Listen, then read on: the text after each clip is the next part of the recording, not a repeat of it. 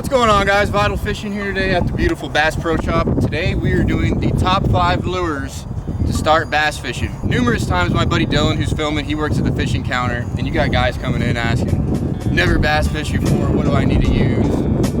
You know, and kind of at this point he's just kind of rolling his eyes like, follow me this way. So we're gonna make a complete top 5 best baits for you to start bass fishing. Starting off today's video, bait number 1, come along this way. Bait number 1 on starting bass fishing, Strike King, Red Eye Shad, Lipless Crankbait. I like 2 colors, I like the Chrome Black, and I like the Sexy Shad. So we got a citrus shad right there, where's the Sexy Shad at?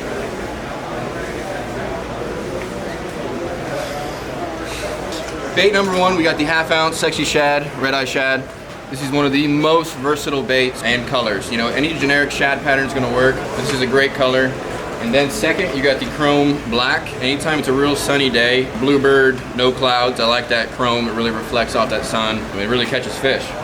And then for you pond guys, you know, you can't forget you pond guys starting out. You know, you don't have a boat yet. You're going to the urban lakes, you're going to golf courses. 1/4 ounce, you probably don't know how to use a bait caster yet. So 1/4 ounce, lipless crank right there, that's money. Basically, when you're fishing this bait, when you're first starting, keep it simple, cast it out, retrieve it. Cast it out, retrieve it, cover water.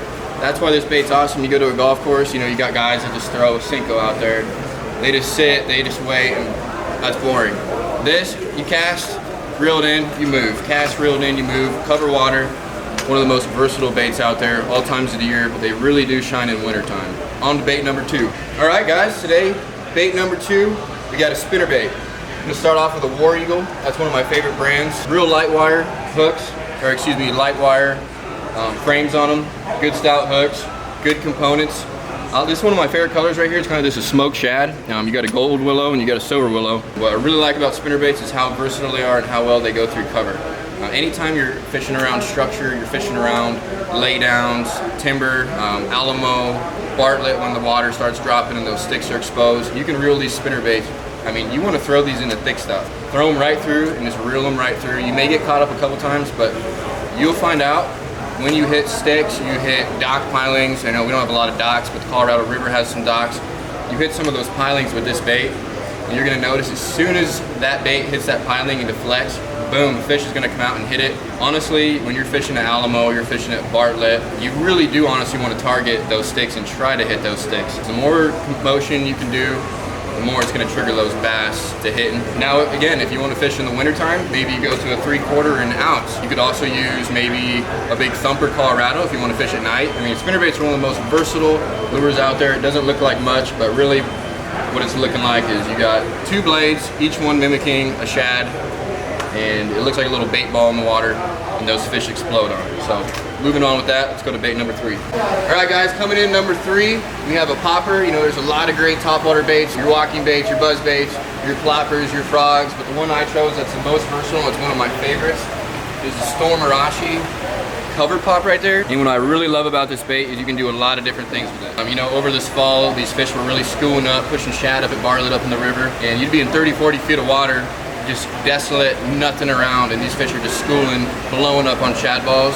What I really like about this, I put 15-pound mono, Suffix, that's my favorite, and I will throw this out and I'll just walk it as fast as I can.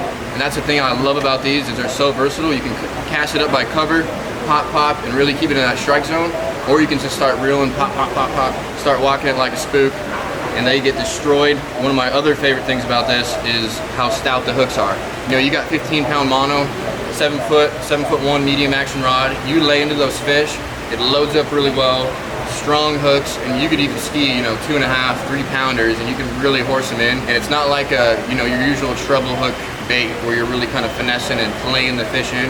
You can really drive those hooks home. One of the only treble hook baits that I really swing hard on fish. You can throw it by sticks, cover, throw it right next to it. Something really cool about this bait is it's got a weight transfer system, and the weight goes to the back of this bait. So when you cast it, the back of the bait goes in and it doesn't make a loud commotion. So you're fishing shallow water, 1.5, 2 feet of water. You cast it over there, real subtle, quiet entry into the water. You start walking it and it really just locks in place. And that's what you really want. That's another thing that's great about a frog. You know, we're not talking about a frog. Frogs are the same thing. It's kind of like, you can fish this like a frog in some ways around cover, but still have those treble hooks, still have a really good hookup rate. Very versatile, fish it in many different ways. That's coming in number 3. All right guys, coming in number 4 is the Texas rig. One of the most versatile ways to fish. Everywhere around the entire country, this is one of the best ways, one of the oldest tried and true ways. For you pond guys, great way to really break down an area, hit it hard. Not the best for covering water. You can fish it kind of fast. Most of the time though, you're gonna be fishing this a little slower, kind of pinpointing points or drop-offs or structure. You know, you're kind of pinpointing stuff. You're not really searching with this kind of lure. But first off, you got the Yamamoto Senko. They are a little expensive, but they're definitely worth it. Super soft plastic. They got a classic shimmy that only these really do, and they just kind of shimmy down. A lot of different ways to rig these. My favorite way is going to be Texas rig. I don't really have the patience to throw in wacky rigs unless I know they're in that area, just because it's so slow, it's kind of boring to fish. But Texas rig, fish a little faster, it's a lot of fun to fish straight up, eat them all times of the year. Here's another one of my favorite baits. I don't really tell a lot of people about this one, it's one of my favorites. This is a Berkley Mantis bug and Okeechobee Craw. I fished in clear water with this at Havasu. I've used it at Bartlett on night tournaments. It's a great bait. Usually throw this with a 2/0 or 3/0 extra wide gap hook. And a lot of times I'll throw this real shallow, 2 foot of water, and I'll use a 3/16 tungsten. That way it's real slow fall and you're not getting caught in those rocks. You start using your 3/8, your 1/2 ounce weights, you're gonna get stuck a lot, you're gonna break off a lot more. The key to fishing shallow Texas rigs, light tungsten, slow fall, just picking it up over those rocks, you're not getting caught up. Great way to fish. You can flip these, Texas rig them, a lot of different ways. Another one I don't fish too often, it's a brush hog. This is the new mid-sized brush hog by Zoom. A lot of guys do fish them though, you know, Bartlett, it's a great bait. Roosevelt, a lot of guys will fish these.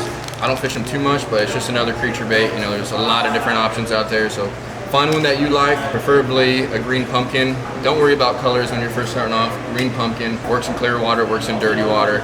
Fish it anywhere you want. Some good baits for Texas rigging, show you how to do it. You're gonna take your wide gap hook, you're gonna take your whatever kind of creature bait, Senko, worm, whatever you want. You can Texas rig a lot of different kind of baits. You're gonna go right here, right through the center. You're gonna pinch it right through to that bend. See how you can see it right through like that. You're gonna pull it through, and all you're gonna do, slide it on up. You're at there, and then you're gonna kind of come around this side, kind of pull it right over that little knot like that. You're gonna take your hook, line it up, and then you're just gonna pinch it right through. Then once I have it like that, I like to get it a little straight, kind of pull that hook through like that, kind of bury it back in, and now you got a perfectly straight Texas rig Senko. So moving on from the Senko. Bait number 5, when you're thinking about how to start fishing in Arizona, everyone's gonna tell you this is the way to go. It's the drop shot. Everyone knows it. A ton of videos on drop shot and on how to rig it. I'll link one in the description so you can kind of see how to rig it. But basically, you can use straight fluorocarbon. You're gonna get a lot of line twists, and it's gonna kind of be frustrating. Learn a double uni knot, really easy. Practice it. Take you about 5 minutes. You learn how to use it. Learn the double uni knot. You got your 10-pound Power Pro braid. The reason braid is really nice on spinning reels when you're fishing drop shots is it's ultra thin. This is 10-pound braid, diameter of 2-pound test, so you can fit a lot of it. It's ultra thin. It's gonna cast really far because of that low diameter. You're gonna have that, and then you're gonna do anywhere from a 7 to even a 25, 30-foot leader. Dirtier water, you can get away with that shorter leader. When I'm fishing super clear water, Havasu, Colorado River, Lake Pleasant, I'll go very long. I don't want those fish to see my braid at all. And you're still getting the sensitivity, even if you go a longer leader.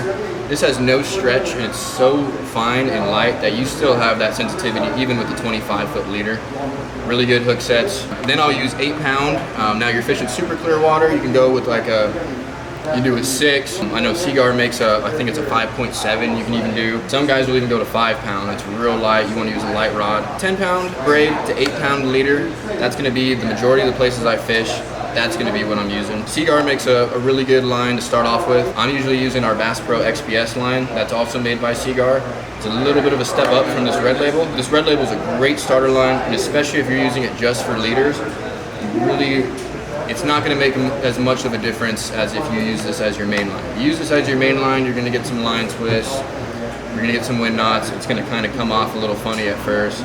So I would recommend just using this as leader line only and using your braid. You're going to have a lot less problems, going to cast a lot further, a lot more sensitivity. And then usually if I'm fishing around cover, I'll use like an owner cover shot. Now if I'm fishing sand, gravel, more rock, I'm gonna use a size 2 or a size 4 owner mosquito hook. Very small hook. You really don't even need a hook set into them. You just kind of load up and you just pull on them, and that fish will be pinned. He's not going anywhere. As long as you maintain tension, he's not getting off. Especially smallmouth, they got a little bit of a harder mouth than largemouth. And those owner mosquito hooks are so fine that they really go through well with little pressure. Set your drag right, that's important. You know, loose drag with this lighter gear, let those fish run, play them. Once you hook them with those mosquito hooks, let your drag do the work. They're not going anywhere. 2 different baits that I would recommend starting off with for drop shot. Keep it simple. Morning Dawn Chartreuse, everyone knows this color, Chartreuse tail, and a lot of guys begin with it. When I first started fishing, or bass fishing, you know, when I was about 9 or 10, I threw this everywhere. Ponds, I went to Bartlett, I would throw this. I went to Roosevelt, this is what I was throwing. It would be all cricket and stuff, but it still caught fish. And I still use this color today. It's one of those confidence baits. I've caught fish in dirty water, ultra clear water. During the spawn, in that post-spawn, pre-spawn time in clear water, this color will really drive them crazy, a little bit of chartreuse tail. And then second, you got your Oxblood light. I actually grabbed the fat straight tail, it'll work. I usually will use just a regular straight tail. But this is a 4.5 inch Oxblood light red flake. This color will work anywhere in Arizona. Ponds, lakes, creeks, rivers, anywhere there's water, this color will work. If I had to pick one color to throw in any body water in Arizona, Oxblood light, red flake. You know, there's some other companies. I know 5150's got some really cool colors. Arizona Custom Bait, that's another local one. They got some really cool colors. I haven't fished with them too much. That garlic scent is nice. It's a little much, I think. But I like the RoboWorms. I've been using them for a long time. They got a lot of different colors and they work. So those are gonna be the top 5 baits that you need to start fishing in Arizona. I know it's a little weird doing the video over there. People are all walking around and yeah, so thanks guys for watching. Be sure to like this video and subscribe, and stay tuned.